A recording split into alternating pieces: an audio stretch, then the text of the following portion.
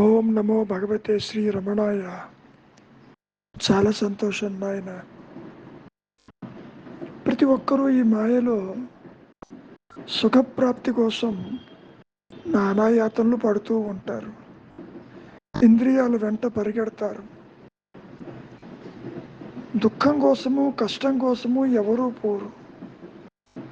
సుఖం కోసమే అరులు చాస్తారు. దీనికి కారణం ఏమిటో తెలుసా? నీ సహజత్వమే సుఖప్రదము కాబట్టి నీవు సుఖాన్నే వెతుకుతూ ఉంటావు. Your search for happiness in this world is an annoying search of the self only. అంటే దాని అర్థం ఏంటి?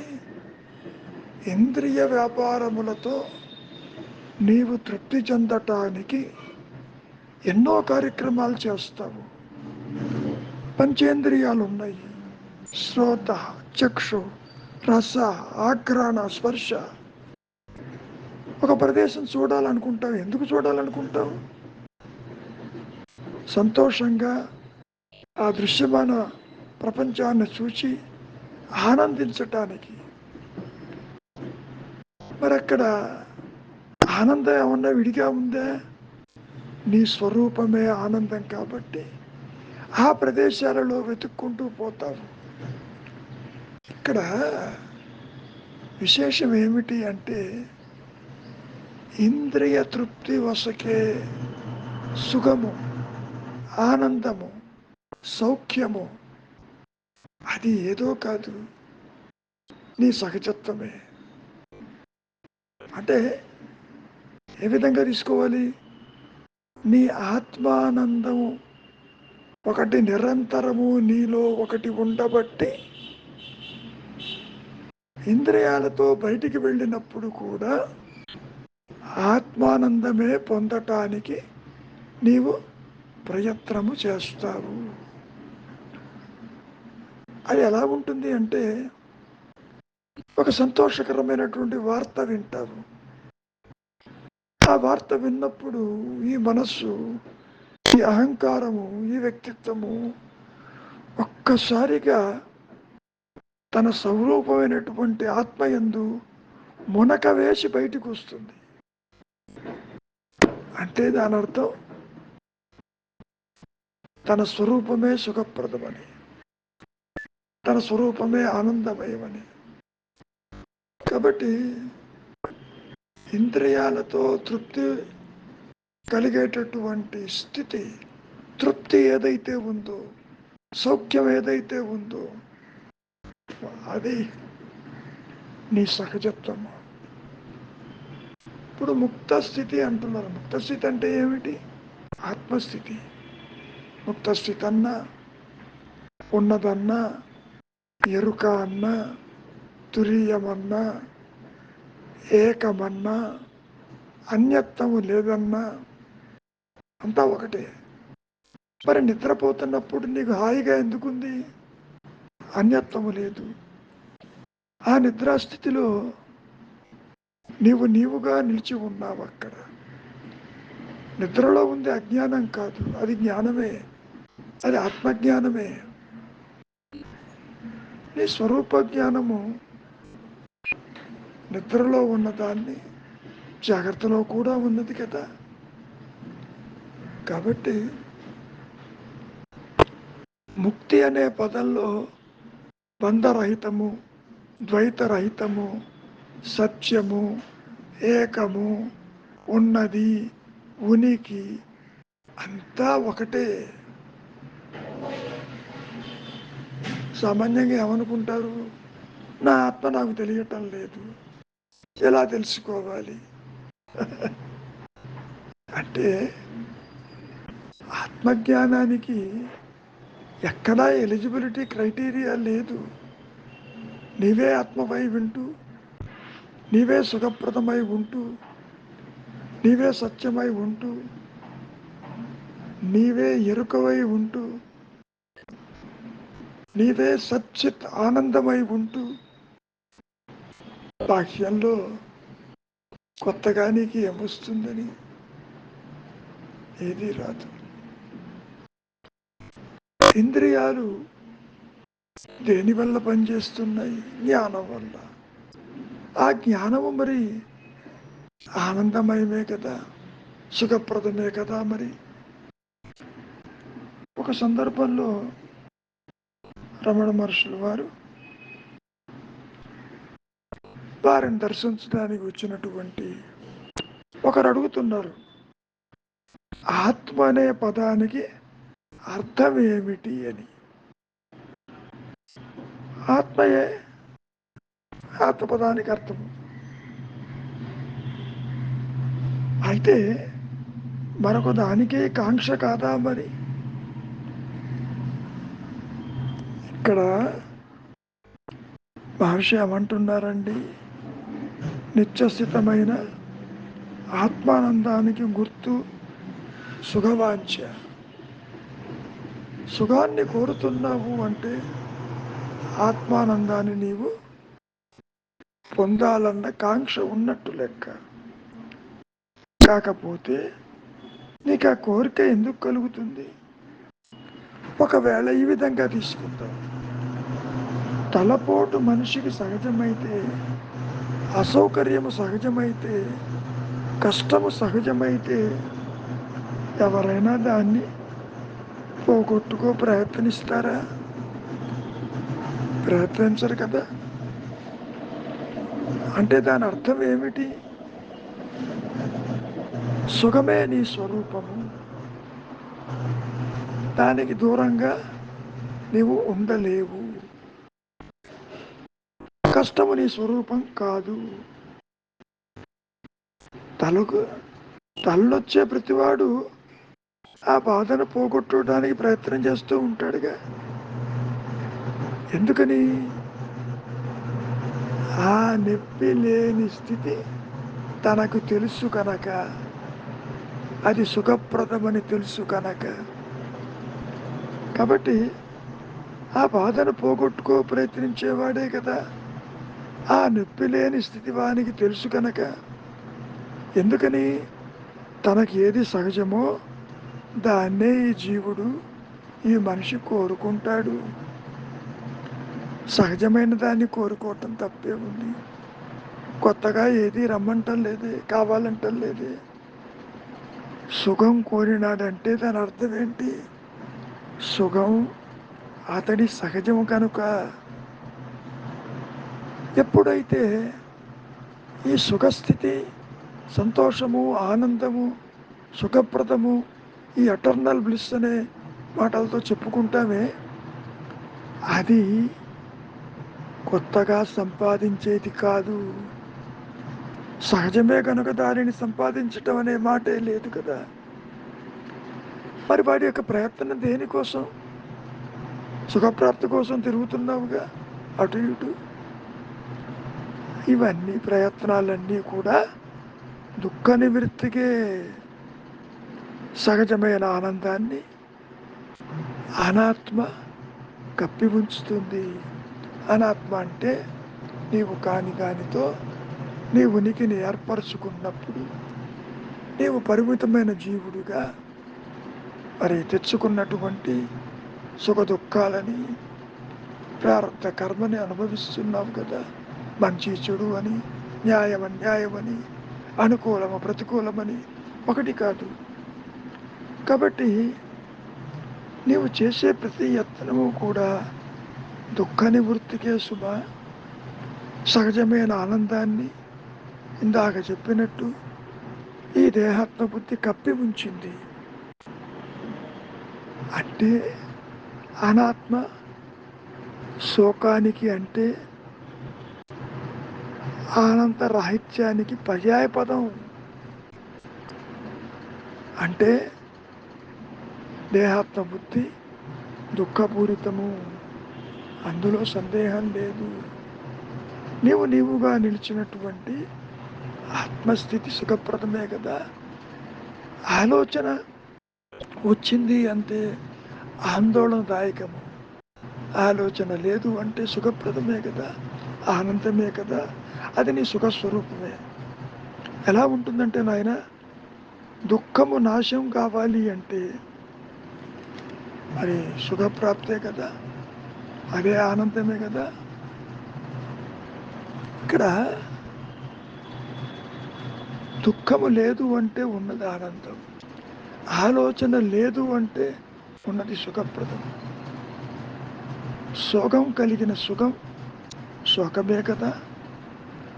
శోకనాశనమైన నిత్యస్థితి అయినటువంటి ఆనందం అది అబ్బిందనుకో, అది కొత్తగా వచ్చిందని అనుకుంటావు, నువ్వు భావిస్తావు. శోకనాశనం అయిన తర్వాత, దుఃఖనాశనం అయిన తర్వాత ఏ నిత్యస్థితి అయితే నీ సహజత్వం ఉన్నదో, ఆనందం ఉందో, అది వచ్చిందని అనుకుంటావు నీవు.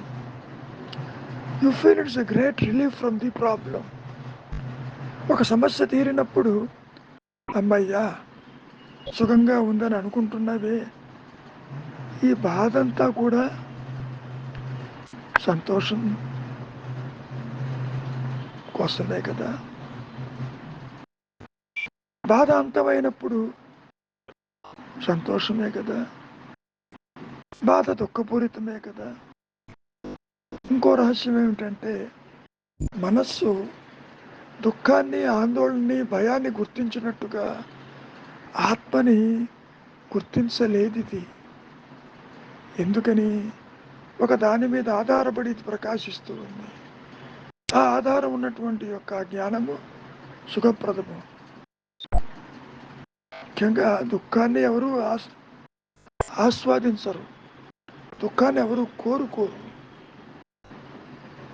ఆయన ఇంకో రహస్యం, సుఖమనండి, ఆనందమనండి, సౌఖ్యమనండి, సంతోషమనండి, అవి 3 రకాలుగా ఉంటాయి నాయన ఈ మాయలో. ప్రియమని, మోదమని, ప్రమోదములని. ఇక్కడ కోరిన వస్తువు దాపునే ఉంటే, దగ్గర ఉంటే అది ప్రియమే కదా. అదే తనదిగా అయితే మరి అది మోదమే కదా. దాన్ని మరి నీవు అనుభవించేటప్పుడు, ఆస్వాదించేటప్పుడు, సుఖించేటప్పుడు ప్రమోదమే కదా. కాబట్టి నాయన ఆయా దశలు సంతోషప్రదాలయ్యే కారణం ఎలా వచ్చిందో తెలుసా? ఇతర ఆలోచనన్నిటినీ త్రోసివేశావు. ఒకే తలపు నిలిచి ఉంది ఇక్కడ. ఆ ఒక్క తలుపు కూడా చివర ఆత్మలో లీనం కావటమే.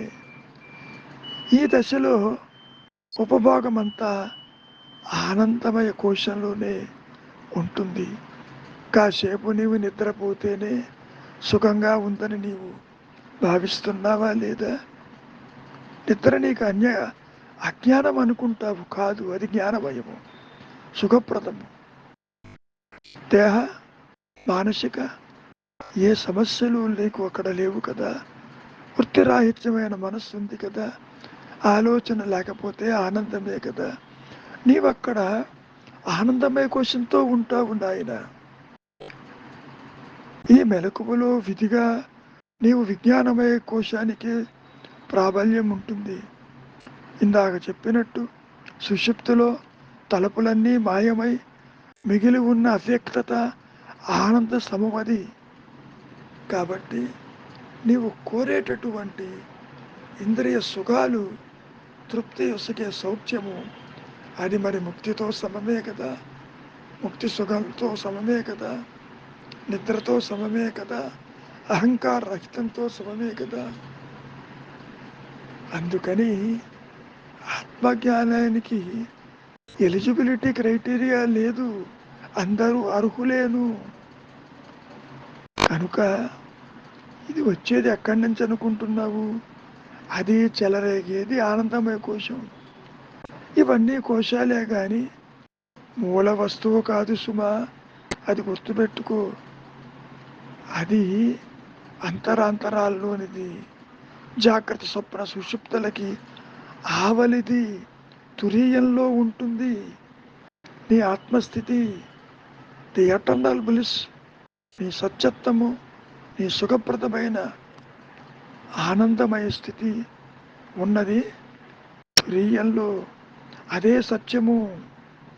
సత్యమంటే అదే.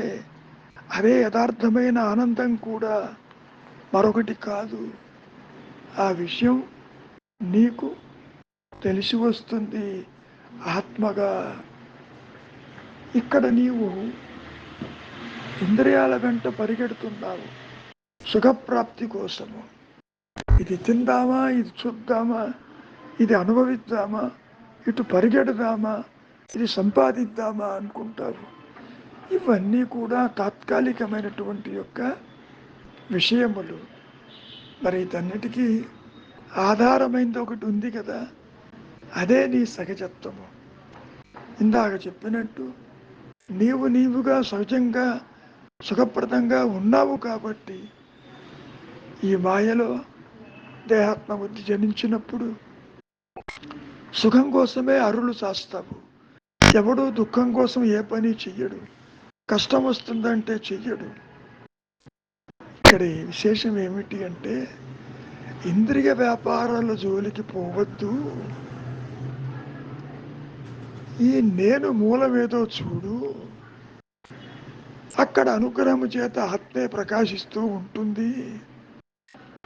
అది నీకు తృప్తినిస్తుంది, శాశ్వతమైన పరమానందాన్ని ఇస్తుంది. నీవు అదేను అని చెప్పటానికి కారణం,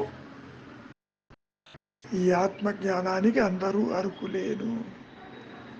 కారణం ఉన్నదే ఆత్మ, లేనిది సృష్టి. మంచిది. మౌనమే శరణ్యం.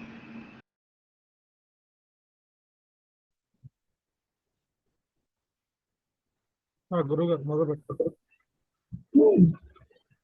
ఏమన్నా డౌట్స్ ఉంటే అడుగు.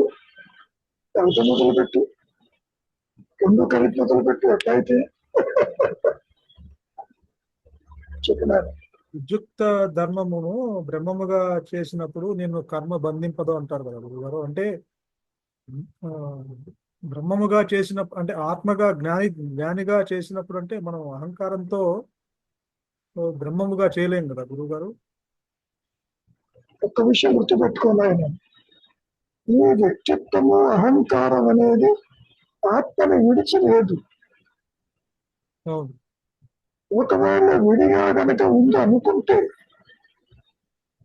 ఆత్మ లేకుండా జీవుడు ఉండగలిగితే అది నిజమైన కర్తృత్వం అవుతుంది. అలా కుదరదు. ఇక్కడ ఏం జరుగుతుంది? నీవు కాని దానితో ఉనికిని ఏర్పరచుకున్నావు. నీవు ఆత్మవే, తెలిసినా తెలియకపోయినా ఆత్మవే, జ్ఞానానిది. ఆ జ్ఞానం లేకుండా వృత్తులు ఉండవు. వృత్తి లేకపోయినా జ్ఞానం ఉంటుంది. కాకపోతే ఈ వృత్తులకి జ్ఞానము సాపేక్ష జ్ఞానమై కూర్చుంది, పూర్ణ జ్ఞానం కాదు. ఒక డిఫ్యూజన్ లైట్, ఆ రిఫ్లెక్టెడ్ లైట్ అట్లా. కాబట్టి ఇప్పుడు కూడా నువ్వు ఆత్మను విడిచి లేవు. ఆత్మ తెలియకపోవచ్చు. ఎందుకని? నీ ఆలోచన సరళి వల్ల నీవు కాని దానితో నీ ఉనికిని ఏర్పరచుకోవటం వల్ల నీ మూలం నీకు తెలియటం లే. అందుకంటే ఇప్పుడు ఒకసారి ఇంట్లోంచి బయటకు వచ్చావు కదా అని చెప్పి ఇల్లు మర్చిపోతున్నావు. చెప్పాను. కాబట్టి ఆలోచన వచ్చినంత మాత్రాన ఈ మనస్సు కానీ ఈ జీవభావన కానీ ఆత్మను విడిచి ఉండదు. ఆత్మతోనే ఉంటుంది. ఆత్మ అంటే ఏమిటో తెలియకుండా ఉంటుంది. ఆత్మ లేనిదే సృష్టి లేదు. సృష్టి లేకపోయినా ఆత్మకు వచ్చిన ఇబ్బంది లేదు.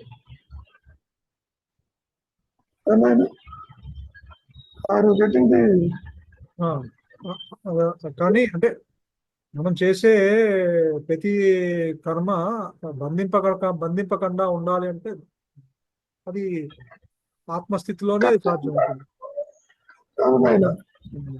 కర్త ఉన్నాడేమో చూడు. ఓ కర్త ఉంటే కదా కర్మ బంధాలు ఏర్పడేది. అవును. ఇక్కడ నీకు కర్త ఉన్నట్టుగా అనిపిస్తాడు, మన దేహ పరిమాణంతో అనిపిస్తాడు. నేనంటే దేహము, ఇది నాది, ఇది నా సంసారము అని చెప్తాడు. తెర లేకుండా బొమ్మలు ఏ విధంగా అయితే ప్రకాశించవు, ఆత్మజ్ఞానము లేకుండా జీవుడు జగత్తు ఈశ్వర భావనలు నీ మనస్సులో ప్రకాశించవు అని చెప్పారు. గురుగారు అవును. ఇంకేమైనా ఉందా? ఇంకేం లేదు గురుగారు. పెద్దగా ఏమైనా ఉందా? అనుమానాలు ఏమైనా ఉన్నాయా? లేవు గురుగారు. ఒకటి అంటే ఆ, ఒక శరీరానికి కావాల్సిన అంటే ఇప్పుడు శరీర ధర్మాలకు కావాల్సిన అంటే ఒక ఏవైనా కానీ ఆ ఇప్పుడు ఒక మనిషికి శారీరకంగా వచ్చిన ప్రారబ్ధ పరంగా వచ్చిన డిసీజ్ ఏమైనా కానీ అవి శరీరానికి అంటే ఇప్పుడు సపోజ్ అనుకూలించలేదు, అది కూడా డిసైడ్ అయిపోయి ఉంటుందా గురుగారు? అది అంతేగా తీసు మరి డబ్బు ఉమ్, కరెక్టే తెచ్చుకుంటాడు ఆ శరీరాన్ని, ఉమ్, ఉంటాడు కదా. గురుగారు. ఏ సుఖ దుఃఖాలు అనుభవించాలి అనేది ఇప్పటికీ ప్రార్థనలో ఉంటుంది. ఉమ్, పక్షికైనా ఉంటుంది, మానవుడికైనా ఉంటుంది, ఉమ్, దేనికైనా ఉంటుంది. ఉమ్, కాబట్టి కర్త ఉంటే కర్మ ఉంటుంది. మరి ఆ కర్మ అనుభవించాలంటే ఏదో దేహం ఉండాలి అక్కడ. గురుగారు. దేహము లేనిదే కర్తృత్వం ఏర్పడదబ్బా. కరెక్ట్. నిద్రపోతున్నప్పుడు నీ కర్తృత్వం ఎందుకు లేదు? అక్కడ పంచకోశాల్లో ఆనందం సంతృప్తి లేకుండా ఉన్నావు, అందుకని కర్తృత్వం లేదు. బట్ అక్కడ ఉన్నా కూడా మనస్సు ఇంద్రియాలు గుర్తించలేదు, ఎందుకని దేహం లేదు అక్కడ. దేహం లేదు కాబట్టి. నువ్వు అనుకునే స్థూల దేహము, ఇంద్రియాలు, జగత్తు, సంసారం నీ కనపడటం లేదు. కనపడితే ఇక్కడ ఉన్న గొడవ అక్కడ ఉంటుంది.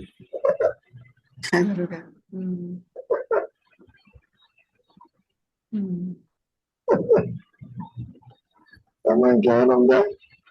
అంతే గురుగారు.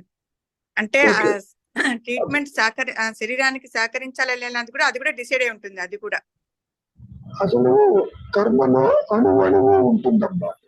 క్షణక్షణం ఏ విధంగా ఉండాలి, జీవులు అనుభవించాలి అనేది it is predestined program. అణువున గురుగారు. క్షణక్షణాన అణువే కాదు, క్షణక్షణం క్షణక్షణం కూడా అలాగే ఉంటుంది. అదే నువ్వు ఆత్మశీలో ఉన్నావు అనుకో, పోతే నీకెందుకు? కాబట్టి ఆత్మకి కర్మబంధం ఉండదు. దేహం ఉంటుంది, కర్మ ఉంటుంది, నాదనేవాడు రాలిపోతాడు. అది తేడా. జ్ఞానికి అజ్ఞానికి ఇద్దరికి కూడా కర్మపాశము దేహం ఉన్నంత వరకు ఉంటుందమ్మా. 1950 దాకా మహర్షి కూడా ఉంటుంది. కాకపోతే దేహము నాది అని చెప్పే కర్త ఉండదు. That is the only difference. గురుగారు ఇద్దరు ఆయన ఉంటారు, అజ్ఞాని ఉంటాడు, జ్ఞాని ఉంటాడు. మనసు ఉండదు. మనసు ఉంటుందమ్మా, మనసు ఉంటుంది, కర్త అనేవాడు ఉండడు. నేను అనుకునేవాడు కర్త ఉన్నాడు. ఇమ్మడి ఉండదు. ఎందుకంటే చిచ్చర గ్రంథిలో నాది అనేవాడు ఉంటాడు, మాత్రం ఉంటుంది. ఇవన్నీ కనపడుతూనే ఉంటాయి, కానీ ఇదంతా ఆత్మకి విడిగా లేదని భావిస్తాడు దత్తబీజ మనస్సు. అంతవరకు గురువు. చెప్పు నాయన రవి, ఇంకేమన్నా ఉందే? గురువు గారు ఇంకేం చదువుతాను గురువు. సరే కానీ మొదలుపెట్టు. ఇంద్రియ తృప్తి యొసగే సౌఖ్యము ముక్తి సుఖంతో సమానమే. అంతేగా మరి. గురువు గారు. ఎందుకు సమానం అంటున్నారు? నీవు పదార్థం తిన్న, ప్రదేశం దర్శించిన, ఒక యాక్టివిటీలో ఇంద్రియ సుఖాలు అనుభవిస్తున్నా ఆ ఆనందం ఎక్కడి నుంచి వచ్చింది అనుకుంటున్నావు? ఆత్మానందమే అది.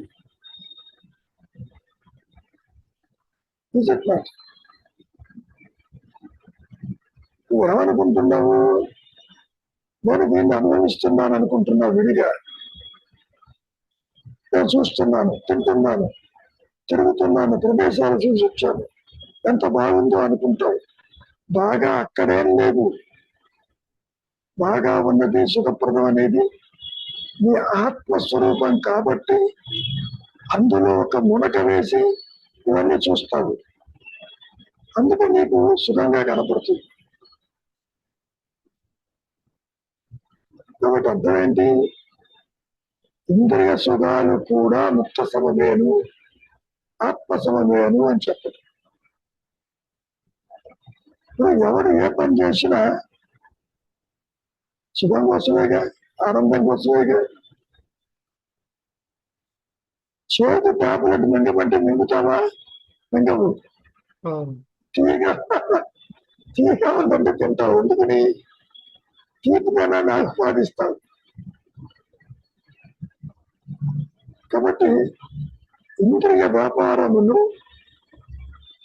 ఎక్కడ ఉన్నా, ఏ విధంగా ఉన్నా వాటిలో ఆత్మానందము కూడుకొని ఉంటుంది అని చెప్పారు.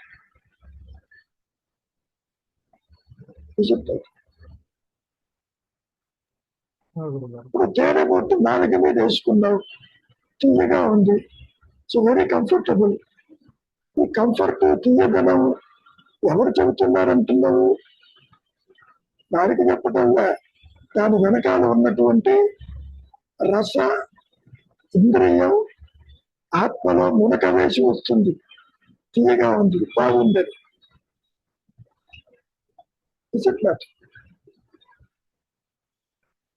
కాబట్టి మనం సుఖం అనేది భౌతికంగా నీవు ఎంత అనుభవిస్తున్నప్పటికీ అది నీ సహజత్వమేను, నీ ముక్త స్థితేను అని చెప్పదు. ఇప్పుడు నిద్రపోతే సుఖంగా ఉందని చెప్పిన ఆయన ఉంటుంది గురువు గారు. ఏ గొడవ లేకుండా ఉంది కదా. ఎందుకు నిద్ర సుఖంగా ఉంది? నువ్వు ఆత్మగా ఉన్నావు కాబట్టి. అక్కడ ఆత్మని నువ్వు అనుభవించడం కాదు, ఆత్మగానే ఉన్నావు.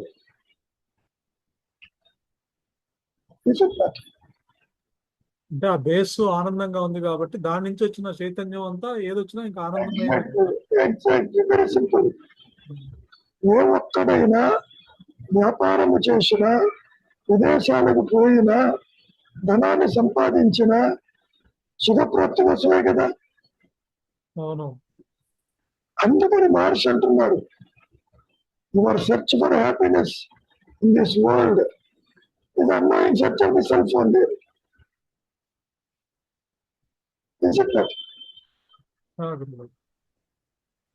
అదే నువ్వు ఆత్మానంతో ఉన్నావు అనుకో, ఎక్కడికి పోవాల్సిన అవసరం లేదు. చెప్పారు,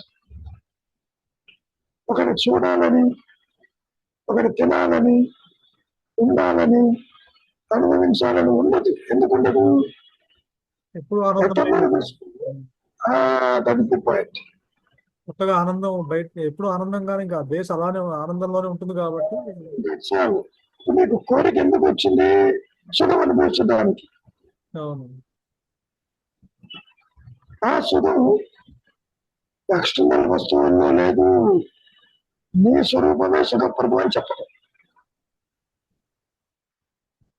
ఒక విషయాన్ని చూసిన, అనుభవించిన, దర్శించిన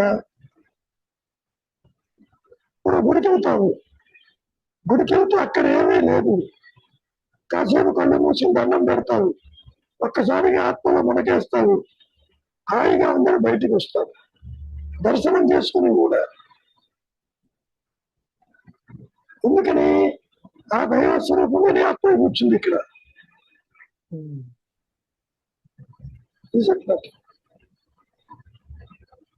ఎందరెందరో ఎంతో యాతన పడుతూ గుళ్ళు గోపురాలు పవిత్ర జలాల్లో మునుగుతూ తేలుతూ వస్తారు. ఎందుకు? ఆత్మానందం కోసం, తృప్తి కోసం. తృప్తి అన్నా, శ్రద్ధ అన్నా, ఆనందం అన్నా ఆత్మకి మారుతుంది. సహజత్వాది నువ్వు అనొచ్చు, నువ్వు అక్కడికి వెళ్ళకపోతే మరి ఇక్కడ హాయిగా ఉండదు అని. ఉంటుంది, కానీ స్వరూప జ్ఞానం అనుభవించే స్థితిలో ఉండడు. అయ్యో వెళ్ళలేదే, అయ్యో చూడలేదే అని అనుకుంటూ ఉంటాడు. ఈ ఇంద్రియ సుఖము క్షణభంగురం, అంటే ఒక కొంత సమయం, కొంత క్షణకాలం వరకు ఉంటుంది. అయినప్పటికీ ఆత్మానందాన్ని అనుభవిస్తాడు ఇంద్రియ సుఖంలో కూడా. కానీ అట్లా అనుకోడు, నేను విడిగా దీన్ని అనుభవిస్తున్నాను. చివరికి ఏమవుతుంది, ఇంద్రియాలకు భోగి అవుతుంటాడు. పునరంటాడు, వాటికి కావాలంటాడు, ఈ పదార్థాన్ని తినాలంటాడు, ఇది అనుభవించాలంటాడు, ఇందులో నాకు ఆనందం ఉందంటాడు. ఇట్లా నిజానికి అందులో ఏం లేదు. నిజానికి ఆ ఇంద్రియ సుఖాల కోసం వెంపర్లాడుతూ ఆరాటపడుతూ ఉంటాడు. అంటే దాని గురించి ఎంత దూరమైనా వెళ్తాడు. ఎంతగా వెళ్తున్నాడు ఇప్పుడు. దేశ విదేశాల్లో మన వాళ్ళు ఉండడానికి కారణం ఏంటి? ఆనందం, సౌఖ్యం, సుఖం. పైగా ఇక్కడ లేదు అక్కడ ఉందనుకుంటారు. ఇక్కడ లేని ఆత్మ అక్కడికి పోయా ఉండదు. ఆ దేశ ఆనందంగా ఉంది కాబట్టి వాళ్ళు ఎక్కడికి వెళ్ళినా ఆనందంగా ఉండగలుగుతున్నారు. దానికోసం వెళ్తారు, దానికోసం వెళ్తున్నారు.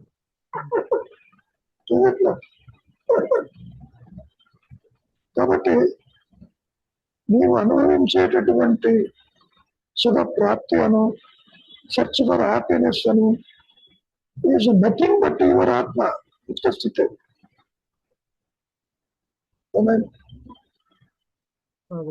ఇంకేమన్నా ఉంది అక్కడ? అదే ఇంద్రియ తృప్తి యొసగే సౌఖ్యము ముక్తి సుఖంతో సమానమే, ఆత్మజ్ఞానానికి అందరూ అర్హులే. Very good. నేను పనికొస్తానా, నేనేం చదువుకోలేదు, నేను ఆ పండితుడిని అని అవసరం డిస్టింక్షన్ లేదు ఇక్కడ. సృష్టిలో మానవుడే కాదు, కోటాను కోట్ల జీవరాశులు అన్నీ కూడా ఆత్మజ్ఞానానికి కాదు.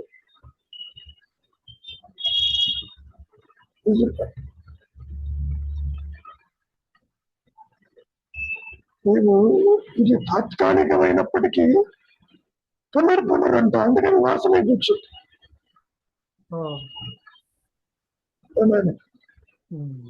అయితే ఇప్పుడు ఇంద్రియ సుఖాల్లో మరి సుఖము ఉంటుంది, దుఃఖము కూడా ఉంటుంది కదా గురువు గారు. అందుకని రాకపోతే కేవలం సుఖం మాత్రమే ఉండదు కదా, ఇంద్రియం అంటే సుఖ దుఃఖాలు రెండు ఉంటాయి కదా. దుఃఖం అంటే యాబ్సెన్స్ ఆఫ్ సుఖం, అంతకంటే ఇప్పుడు మనం ఎట్లా తీసుకోవాలి? ఇదిగా దుఃఖం ఎక్కడ లేదు నాయన.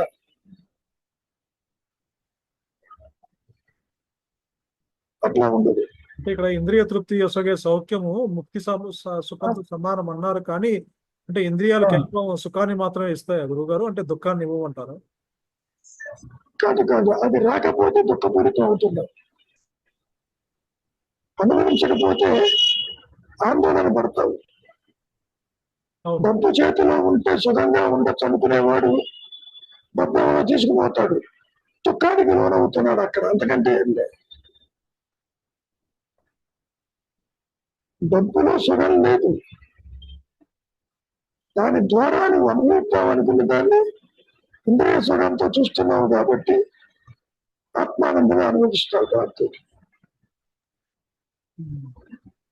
అదే మహర్షి కూడా చెప్తుంది. ఒక సంతోషకర వార్త విన్నావు, ఒక్కసారిగా ఈ మనస్సు ఆత్మలో మనకేసి బయటకు వస్తుంది.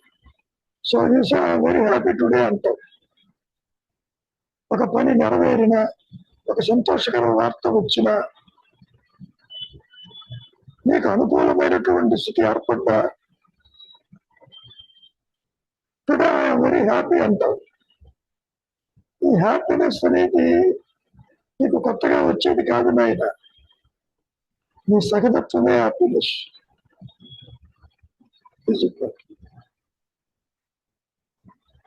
అంటే మరి వస్తు ఇప్పుడు విషయ ప్రతి అనుకూలం వస్తే ఓకే, ప్రతికూలం వచ్చినప్పుడు మరి వాడు దుఃఖిస్తున్నాడు కదా, ఎక్కడి నుంచి అప్పుడు అంటే అదేంటో వస్తున్నాడు కారణం అన్నా, దీని దుఃఖానికి కారణం సుఖం పోతుందన్న భయం.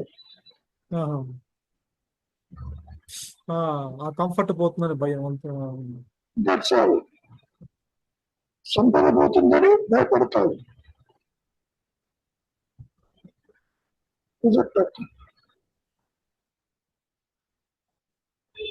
దానికి దుఃఖం అనేది ఎక్కడా లేదు.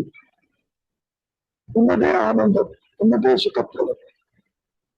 అంటే కేవలం ఇక్కడ సుఖంతోనే పోల్చారు, అంటే సుఖ దుఃఖాలు రెండు ఉంటాయి కదా ఈ జీవుడికి, ఇంద్రియాలు అంటే అప్పుడు కాదునైనా సుఖ దుఃఖానికి అతీతమైన ఆత్మస్థితి. ఇక్కడ నువ్వు అనుకునే సుఖము ఆత్మానందంలో 1/1000 ఎక్కువ, లేకపోతే కోటి అనుకోకపోతే ఇక్కడిది చాలా స్వల్పమైంది. అదే అది బ్రహ్మానందము, పరమానందం. అది ఇదే టెంపరీ, మొమెంటరీ. ఇప్పుడు నాలుక మీద ఇందాక చెప్పానే, తెరబొట్టేసుకున్నావు, ఎంతసేపు ఉంది? Very short period. Short period అంటే అర్థం ఏంటి? ఒక్కసారి మనకేసి బయటకు వచ్చింది, తర్వాత ఏమంటావు? చాలంటావు, ఇంక తెరవది. నిద్రపోయినప్పుడు కూడా గురువు గారు, ఇప్పుడు 8 గంటలు సుఖ నిద్రపోయినా కూడా మనము 8 గంటలు సుఖంగా పడుకున్నట్టు ఆ 8 గంటలు వర్ణించము. కేవలం హాయిగా నిద్రపట్టిన ఒక చిన్న మాటతో అంటాం కదా, 8 గంటలు వర్ణించలేం కదా. తెలియదు. ఎందుకని? అక్కడ మనస్సు వృత్తి రాహిత్యంగా ఉంది కాబట్టి దుఃఖానికి తావు లేదు, ఆలోచన లేదు అక్కడ. అది కరెక్టే, కానీ ఆ 8 గంటల టైం పీరియడ్ సుఖంగా నిద్రపోయినా బయటకు వచ్చినప్పుడు నేను 8 గంటలు ఆ నిమిషం వర్ణించలేడు కదా ఇక్కడ బయట అంటున్నా. ఎందుకంటే మనస్సు లేదు అక్కడ. లేదుగా, కేవలం కొంచెం హాయిని మాత్రమే వాడు చెప్పగలుగుతాడు. అది కూడా బయటకు వచ్చి చెప్తాడు, ఇటువంటి విషయాలు అక్కడ లేవని. అక్కడ ఉన్న ఆత్మస్థితి చెప్పలేడు ఆయన. ఆత్మ నిద్రస్థితిలో ఉందో చెప్పలేడు. ఏ విధంగా అయితే నీళ్ళల్లో ఒక వస్తువు పడితే నీట మునిగిన వాడు వస్తువు ఉన్నది లేదు అనేది అక్కడ చెప్పలేడు, బయటకు వచ్చి చెబుతాడు. ఇది చెప్తాడు. అట్లా ఉంటుంది. చెప్తాడు. ఇంకా ఉన్నా శ్రీనివాసరావు గారు?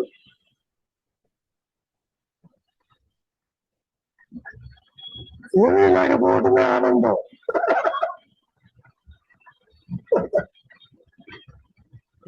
నోన్ టు అన్నోన్ అంటారు కదా గురువు గారు, అంటే తెలిసి నోన్ టు అన్నోన్ వెళ్ళాలి, అంటే తెలిసిందంతా నువ్వు వెళ్ళేదేమి లేదు.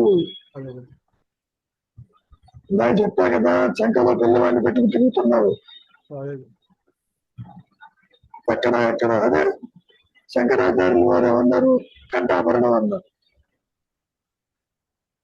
నీవే అదే ఉంటూ సుఖం కోసం పరిగెడుతున్నావు, బాగుంటది. ఎందుకని?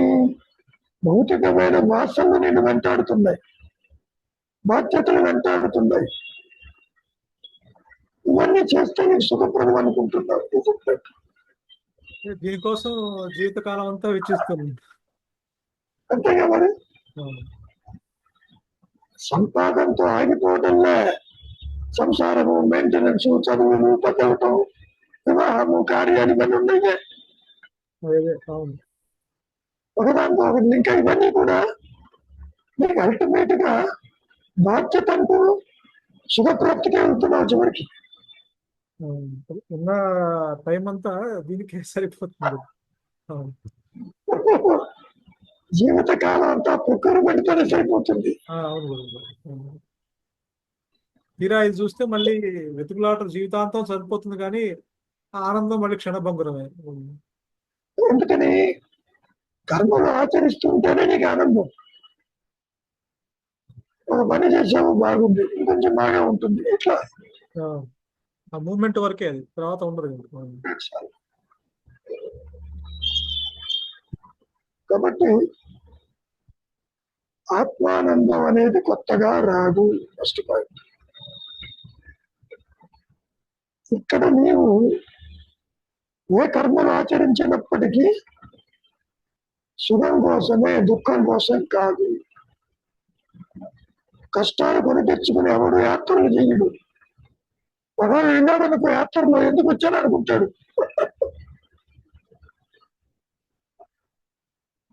మానవ సరోవరం వెళుతూ వెళుతూ మధ్యలో ఆగిపోయిందనుకో, చిన్న మార్గంలో ఈ లేకపోతే బాగుంది, ఇంట్లో ఉంటే సుఖంగా ఉండేవాడిని, ఎందుకు వచ్చాను దేవుడు అనుకుంటాడు.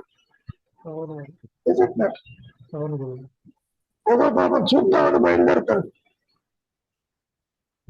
చాలా మంది ఆ కొండ చర్యలు విరిగి పడినప్పుడు మళ్ళీ అక్కడ భయపడి వెనక్కి వచ్చేసి అసలు ఎందుకు వచ్చారు ఇక్కడికి?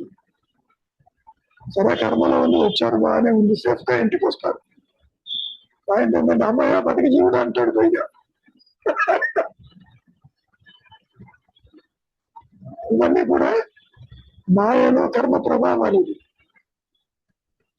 నువ్వు సుఖాన్ని ఆశించి వెళ్తావు, దుఃఖాన్ని ఎదుర్కొంటావు, అసౌకర్యం ఎదుర్కొంటావు. ఎందరో దేశ విదేశీయులకు ఉద్యోగాల కోసం పరిగెడుతుంటారు. అక్కడ వాతావరణం సరిగా లేకపోతే దుఃఖాన్ని పెంచుతారు. సంపాదన సంగతి దేవుడు ఎరుగు.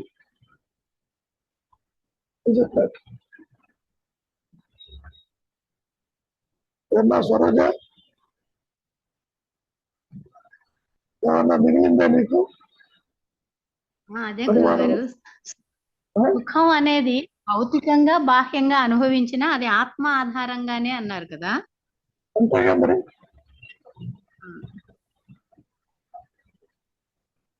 అమ్మా, నీ సహజత్వము సుఖప్రదం కాబట్టి నువ్వు ఏ పని చేసినా సుఖం కోసమే చేస్తావు. గురువు గారు, తిన్నా సుఖం కోసమే, చూచినా సుఖం కోసమే, చదివినా, మాట్లాడినా, కర్మలు ఆచరించిన, సహాయం చేసిన, ఎవరికి సహాయం చేస్తావు, డొనేట్ చేస్తావు, నువ్వు ఆత్మానందాన్ని పొందుతావు. అది ఆనందం అనేది నాలోనే ఉంది. ఉన్నదాన్ని నీ కర్మల ద్వారా అనుభవిస్తావు. గురువు గారు, కరెక్ట్ కరెక్ట్. ఆకలిగా ఉంది, అప్పటికప్పుడు పదార్థం చేసి పెట్టావు, కన్నది వచ్చిన వాడు, నీవు ఆనందంగా ఉంటావు. గురువు గారు, కరెక్ట్ కరెక్ట్. అంటే ఇక్కడ ఏమిటంటే నువ్వు చేసే ప్రతి పని కూడా ఆత్మానందానికే దారి తీస్తుందని చెప్పడం. గురువు గారు, అర్థమైంది. ఎక్కడైనా వెళ్ళినా, దర్శించినా, కర్మలు ఆచరించినా, ఇది నీ బాధ్యత అనుకుంటూ చేసినప్పటికీ చివరికి నీ ఆనందాన్ని ఇస్తుంది నీకు.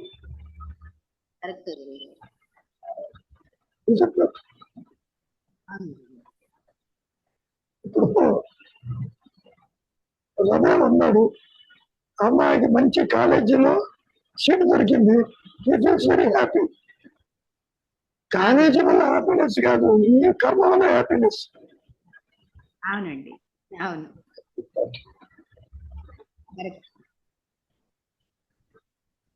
కాబట్టి ఎంత తేలిగ్గా మహర్షి చెప్పారు అంటే, నీవు ఇంద్రియాల వెంట చేసే కర్మ విశేషాదులు అది నీ ముక్త స్థితికి రిఫ్లెక్షన్. ముక్త స్థితి అంటే ఆనంద స్థితి. నీ సహజత్వం, అంతకంటే ఏం లేదు.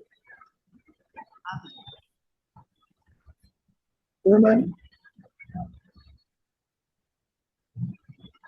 ఏమా పద్మగా ఇంకేమైనా ఉందా అదృశ్యమైన లోపల?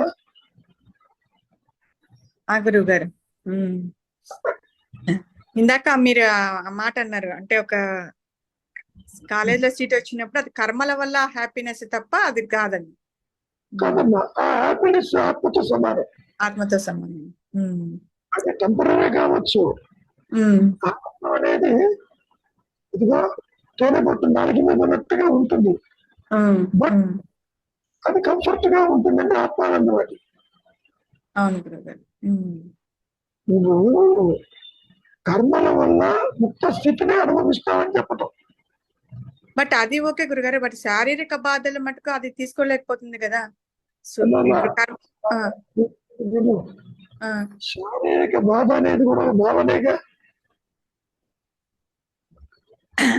అదే వినమ్మా, విను. భావన, అదే గురువు గారు, భావన ఎంత భావన అన్నా కూడా ఒక వయసు అది ఆలోచన వాళ్ళని పదే పదే పదే పదే అనుకోవడం వల్ల కానీ ఆ శారీరక బాధన ఎంత దిగమిగుకున్నా కూడా అమ్మా,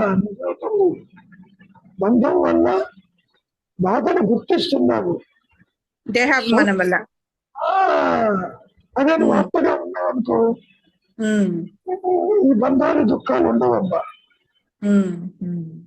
ఇప్పుడు మహర్షికి ఎంతటి వ్రణం వచ్చినప్పటికీ చేతికి ఆపరేషన్లు చేసిన ఎనస్థీషియా కూడా ఒత్తుకోమన్నాడు.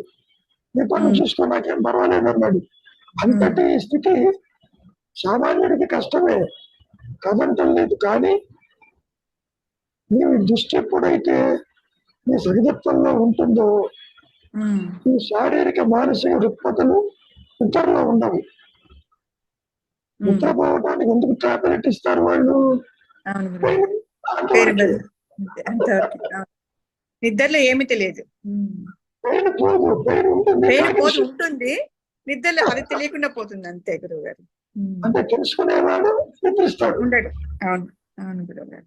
ఉంటాడు కాగానే చేయడు. గురువు గారు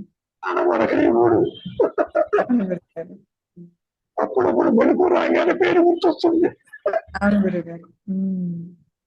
ఇప్పుడు నీకు బాగా ఆకలేసింది, చేసి పెట్టామన్నా నిద్రపోయినావు అనుకో, ఆకలి తెలియదు. వెలుగు రాగానే అర్ధరాత్రి పూట ఆకలిస్తుంది మళ్ళీ. కాబట్టి మనస్సు కాంటినేట్ చేస్తుంది. పెయిన్ని కాంటినేట్ చేసినట్టుగా ఆత్మని, సుఖాన్ని, ఆనందాన్ని కాంటినేట్ చేయలేదు. కాబట్టి వాటి ఆనందం, యాబ్సెన్స్ ఆఫ్ దుఃఖం ఇది ఆనందం.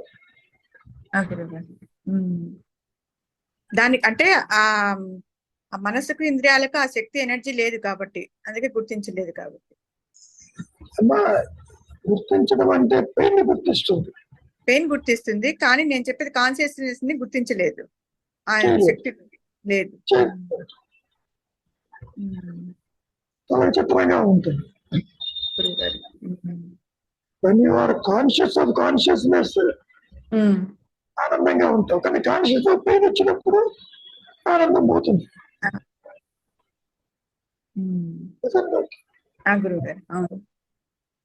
సో నీ ముక్త స్థితి ఉన్నా కానీ నీ దృష్టి దీంట్లో ఉంటుంది, ఇది పెయిన్ మీద ఉంటుంది, మీద ఉంటుంది, మీద ఉంటుంది. ఇప్పుడు అర్ధరాత్రి ఫ్లైట్ ఉందనుకో ఫారిన్ కంట్రీకి, నిద్రపోవు పెట్టేదాకా. ఇది చెప్తాను, నిద్ర కూడా పట్టదు.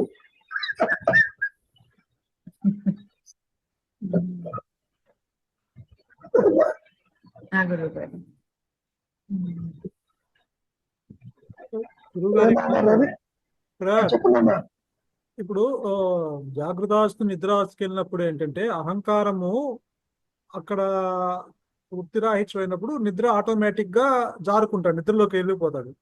కానీ దీనికి రివర్స్ గా ఇప్పుడు డిస్కషన్ లో ఏదైనా ఒక రోగికి మత్తు ఇంజెక్షన్ ఇచ్చినప్పుడు అది దేహానికి ఇస్తారు. దేహానికి ఇచ్చినప్పుడు అక్కడ ఏంటి, దేహం నిద్రలోకి జారుకుంటుంది. మరి అప్పుడు ఇక్కడ రివర్స్ జరుగుతుంది.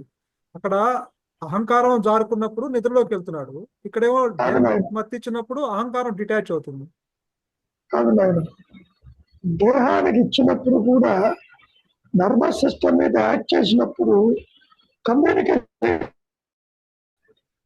బ్రెయిన్ అప్పుడప్పుడు చాలా మందికి బ్రెయిన్ అనస్థీషియా ఇచ్చారు కానీ పెయిన్ ఉంటుంది అంటారు, ఇంకొంచెం ఎంకరేజ్ చేస్తారు. అవును.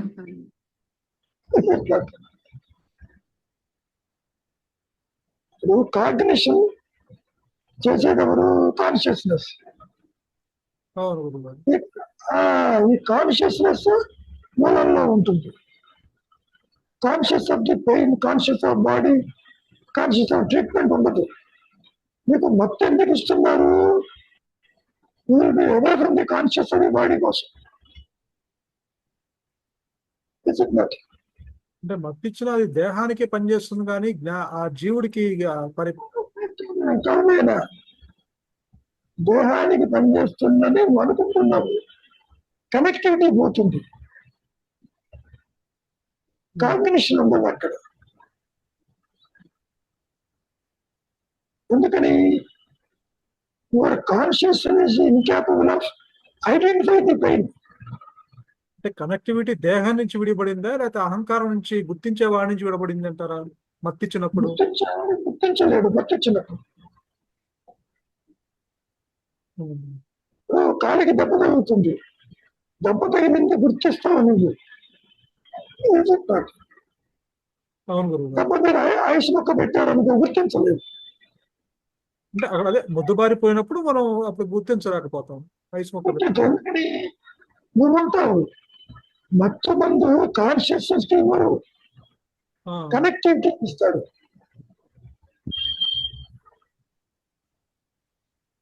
ఆ నర్వస్ సిస్టమ్ ఐడెంటిఫై చేయలేదు. నువ్వు మంచి పని మీద ఉన్నావు అనుకో, ఆకలి వస్తున్నా కానీ నీకు ఆకలి తెలియదు. పని అయిపోక విపరీతంగా ఆకలి వస్తుంది, ఎందుకని? కనెక్టివిటీ ఉండదు అక్కడ. మహర్షికి ఎందుకు మత్తు మందు వద్దన్నారు? నువ్వు ఏదైనా చేసుకో, ఏం పర్వాలేదు, I am as I am, no body consciousness, you can country body up. That is the difference. డాక్టర్లు మొత్తుకున్నారు, చాలా పెయిన్ గా ఉంటుంది, ఇంజక్షన్స్ అక్కర్లేదు, మీ పని మీరు చేయండి అన్నారు. 2-3 సార్లు కోసి పెట్టారు, అక్కడ బ్యాండేజ్ చేశారు, రక్తం కారుతుందని. అంటే కనెక్టివిటీ బోత్ వేస్ పాసిబుల్ అవుతుంది. అంటే డిస్కనెక్షన్ అటు అహంకారం నుంచి పాసిబుల్ అవుతుంది, ఇటు దేహానికి మత్తు ఇచ్చినా అది డిస్కనెక్ట్ అయిపోతుంది. మత్తు ఇవ్వకపోయినా డిస్కనెక్ట్ అవుతుంది. అదే బోత్ వేస్, రెండు అటు నుంచి ఇటు నుంచి కనెక్టివిటీ రెండు పక్కన డిస్కనెక్ట్ చేయొచ్చు. ఇది నీవు ఆత్మగా ఉంటే డిస్కనెక్ట్ అవుతుంది, మత్తు మందుతో పని. అవునవును. మత్తు మంది ఇవ్వటం వల్ల అహంకారం కనెక్టివిటీ పోతుంది అంతే.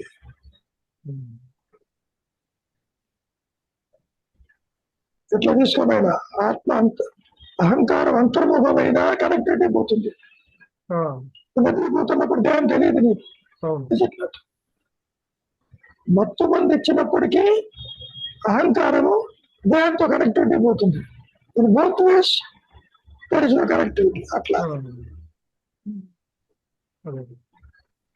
నీవు ఇట్లా తీసుకో, పరధ్యానంగా ఉంటే కనెక్టివిటీ పోతుంది.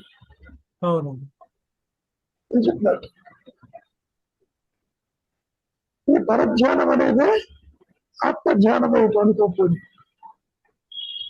చూచే నేను consciousness, if it is conscious of consciousness, body consciousness, pain conscious ఉండదు. అది ఉండదు కాబట్టి, నువ్వు ఉండలేవు కాబట్టి నీకు మత్తు మంది ఇస్తారు. ఇప్పుడు ప్రతి ఒక్కడు మహర్షిలాగా ఉన్నారనుకో, ఈ పని మీరు చేసుకొని కూర్చుంటారంటే ఇక అనస్థీషియా వేస్తే అవకాశం లేదు.